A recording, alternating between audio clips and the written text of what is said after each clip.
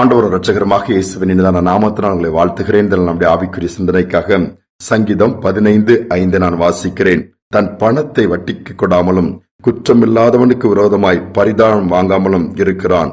இப்படி செய்கிறவன் என்றென்றைக்கும் அசைக்கப்படுவதில்லை. என்றென்றைக்கும் அசைக்கப்படுவதில்லைன்னு சொல்லி ஒரு குறிப்பிட்ட ஒரு மனிதனை குறித்து சொல்வாது யார்? உத்தமமாய் நடக்கிற மனிதன். அதோடு மட்டுமல்ல, சங்கீதம் 15 ஒரு பெரிய லிஸ்டே வேதம் சொல்லுகிறது. அவன் உத்தமமாய் நடக்கிறவன், எந்த விதத்திலும் அவன் மற்றவர்களை குற்றம் சாட்டாதபடி, குறை கூறாதபடி உண்மையாக நடந்து கர்த்தருடைய பர்வத்தில் ஏறுகிறவனாக இருப்பான் சொல்லப்பட்டிருக்கிறது. அதனால கடைசி வசனம், அவன் பணத்தை வட்டிக்கு கொடுக்க மாட்டான், குற்றம் இல்லாதவனுக்கு விரோதமாய் பரிதானம் வாங்காமலும் இருக்கிறான் சொல்லப்பட்டிருக்கிறது. இன்னைக்கு பார்த்தால் எங்கு போனாலும் இன்னைக்கு வட்டிக்கு கொடுக்கிற காரியங்கள் அதிகமாய் பார்க்கிறோம். ஏன்? குறுக்கு வழியில் எப்படியாவது பணத்தை அதிகமாய் சம்பாத்தியம் பண்ணிவிட வேண்டும். இன்னும் பார்த்தால் லஞ்சம், வாங்குகிற சம்பளம் போதாது என்று சொல்லி இன்னும் சைடுல எங்கேயாவது பணம் கிடைத்தால் நீங்க அந்த சந்ததிகளை பாருங்க, அவங்க எவ்வளவோ வேதனைப்படுகிறதா பார்க்க முடியும். போதும் என்கிற மனது இன்னைக்கு சமுதாயத்தில் அனைவருக்கு இல்ல. அதுதான் வேதனையானதான. வேதம் தெளிவாக சொல்கிறது, வட்டிக்கு கொடுத்து அதன் மூலமாய் வருகிற பணம் நமக்கு ஆசீர்வாதம் அல்ல. லஞ்சத்தை பெற்று அதன் மூலமா வருகிற பணம் அது ஆசீர்வாதம் அல்ல. தேவைகள் இருக்கலாம், பிள்ளைகளை படிக்க வைக்க ஏராளமான பண உதவிகள் தேவைப்படும். அதெல்லாம் தாண்டி ஆண்டவர் நடத்துவார் சொல்லி அந்த நிலைமைக்கு நாம் கடந்து வந்து விட வேண்டும். தவறான முறையில் 10 ரூபாய் நம்முடைய கூடாரத்துக்குள் வரும் என்று சொன்னால் அது பெரிய ஒரு இழப்பை நம்முடைய குடும்பத்தில் ஏற்படுத்தி கொடுக்கும், ஏமாற்றத்தை ஏற்படுத்தி கொடுக்கும். ஏமாற்றி பிழைப்பது திறமை என்று சொல்லி இன்னைக்கு ஒருவேளை சமுதாயம் சொல்லலாம். இல்லை, ஒரு நாள் அவர்கள் ஏமாற்றப்படுவார்கள்.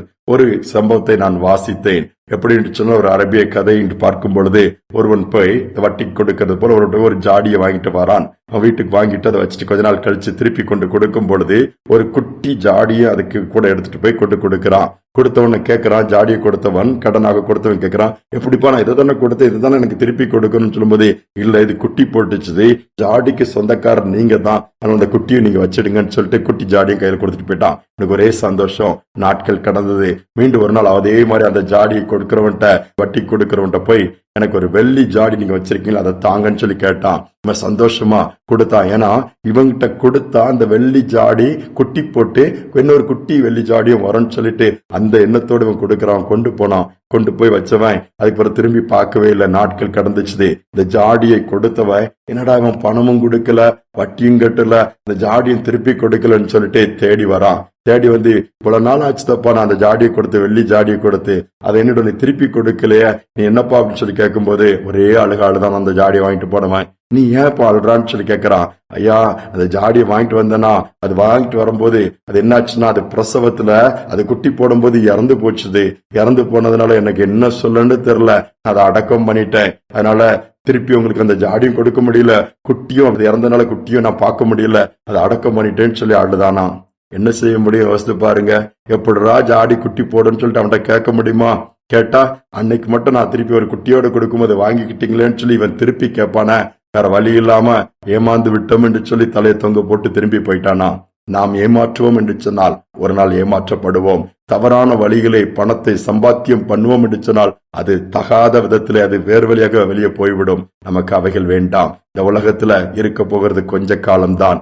ஆண்டவருக்கு பிரியமாய் இருக்கிறது போதும் என்று சொல்லி நம்முடைய பணத்தின் காரியங்கள், வேலையின் காரியங்கள், சம்பாத்தியின் காரியங்கள், பொருட்களை வைத்திருக்கிற காரியங்கள் எல்லாவற்றிலும் உண்மையாக இருப்போம். வட்டி கொடுத்து வாழ்ந்தது போதும். ஒருவேளை இந்த காரியங்கள் இன்னைக்கு ஆண்டவருக்கு பிரியமில்லாத ஒன்று நான் சொல்லவில்லை, வேதம் சொல்லுகிறது. நம்முடைய பிள்ளைகளுக்காக தானே சேர்த்து வைக்கிறோம் சொல்லி இல்லை. பிள்ளைகளுக்கு தேவனுடைய கிருபையை சேர்த்து வைங்க, ஆண்டவருடைய ஆசீர்வாதத்தை சேர்த்து வைங்க. பிள்ளைகள் வாழ்ந்திருக்கிறது, அவருடைய சமாதானம் பெரிதா இருக்கிறத பார்க்கணும். அதுதான் முக்கியம். நம்முடைய ஆண்டவருடைய கரத்துல முழுவதுமா தாழ்த்தி ஒப்பு கொடுத்து ஜெபிப்போமா. எங்கள் அன்பின் பரலோக தகப்பனே, இந்த நாளில் நம்முடைய சமூகத்துல தாழ்த்தி வந்து நிற்கிறோமாப்பா. உடைய வார்த்தை தெளிவாக சொல்கிற, தவறான விதத்தில் வருகிற பணம், தவறான விதத்தில் வருகிற சம்பாத்தியம், வருமானம், அவைகள் எங்கள் குடும்பத்திற்கு நன்மைக்கு எதுவாக அல்லப்பா, தீமைக்கு எதுவாகவே சாபமாகத்தான் இருக்கும். அப்படிப்பட்ட சூழ்நிலைகள், வாழ்க்கையில சாபத்தியடான காரியங்கள் எதுவாக இருக்குமானால் அதை அப்புறப்படுத்த நாங்கள் விரும்புகிறோம். அதை எங்களை விட்டு அகன்று போகட்டும். அந்த காரியங்கள், அந்த எண்ணங்கள் எதிலையும் நாங்கள் சிக்கிக் கொள்ளாதபடி அப்படிப்பட்ட நபர்களை விட்டு கூட எங்களை விலக்கி வைங்கப்பா. அப்படிப்பட்ட காரியங்களை விடுதலை கொடுத்து எந்த தேவையானாலும் மே நோக்கி பார்க்க உதவி செய்யுங்க. வாஞ்சிகளை நீர் அருளி செய்கிற தேவன், தடைகளை மாற்றுகிறவர், சூழ்நிலைகள் எல்லாவற்றையும் அறிந்திருக்கிறவர், தேவைகளை சந்திக்கிறவர். எல்லாவித தேவைகளை சந்திங்க. நாங்கள் தடமாறி விடாதபடி, தடுமாறி விடாதபடி உம்மை உறுதியாய் பின்பற்றி கொண்டு உத்தமத்திலே நடக்க உதவி செய்யும். உத்தமனுக்கு கர்த்தர் துணை என்று சொன்னது போல நீரே துணையாக நடத்துவீராக. துதி கன மகிமை எல்லாவற்றையும் உமக்கு செலுத்துகிறோம். உண்மையை சார்ந்து கொள்ள தொடர்ந்து அனுக்கிரகம் பண்ணும். இயேசுவின் நாமத்தில் வேண்டிக் கொள்கிறோம் நல்ல பிதாவே. ஆமேன், ஆமேன். உத்தமனுக்கு கர்த்தர் துணையாக இருக்கிறார். அவர்கள் என்றென்றைக்கும் அசைக்கப்படுவதில்லை. இந்த வார்த்தையோடு இந்த நாளை தொடருவோம். மீண்டுமாய் நாளை தினம் சந்திப்போம்.